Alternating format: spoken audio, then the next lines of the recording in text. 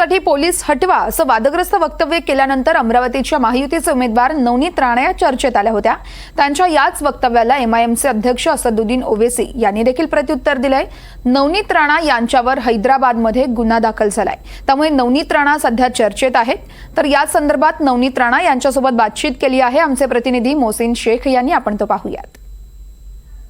नवनीत राणा यांच्या वक्तव्यानंतर बरेच राजकीय वातावरणात आपल्यासोबत स्वतः नवनीत राणा आहेत। तुम्ही वक्तव्य केल्यानंतर बरेच आरोप प्रत्यारोप होत आहेत, तुमच्यावर हैदराबादमध्ये गुन्हा देखील दाखल झाला आहे। मला वाटते की जी आमची विचारधारा आहे, जर खुलेआम 126 कोटी जनतेला कोणी धमकावत असेल त्याला उत्तर देण्यासाठी आम्ही सुद्धा सक्षम आहे।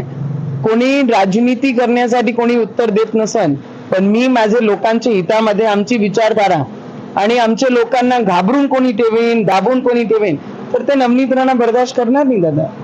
ओवीसी देखील असदुद्दीन ओवैसी देखील म्हणाले मेरा छोटा असं मी दाबून ठेवलं आहे, तर मोकळं सोडलं, तर त्यावर तुमची काय प्रतिक्रिया? मला वाटते असे खुंकार लोक आम्ही घरी पोचतो, आम्ही आमचे घरात उनको पाल के रखते हैं ऐसे खुंकार लोगों को, आणि तो पोपट आमच्या घराच्या बाहेर शोपीसला आम्ही लावतोय।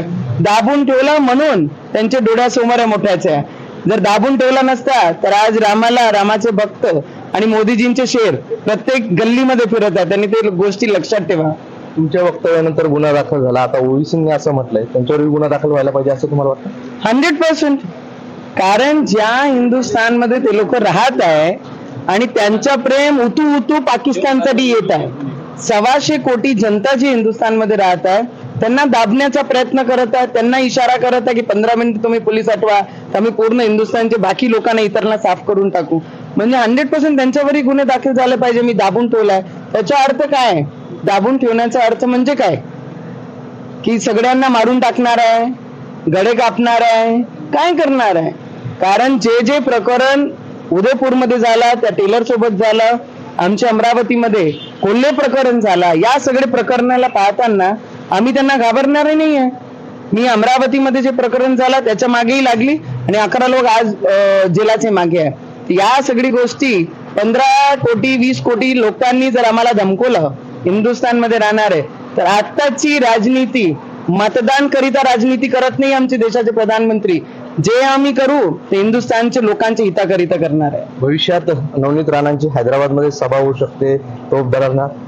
मी स्पष्टच म्हटलंय, मी येणार आहे, ज्यांच्यामध्ये दम असेल मला थांबून दाखवा।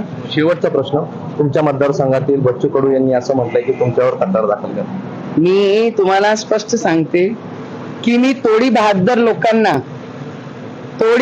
लोकांना मी काही मोजत नाही आणि त्यांच्यावर काहीच बोलत नाही। धन्यवाद। हे होत्या नवनीत राणा आणि त्यांनी आपली भूमिका जी आहे तर ती स्पष्ट केलेली आहे त्यांच्या वक्तव्यानंतर। मोहसिन शेख, NDTV, छत्रपती संभाजीनगर।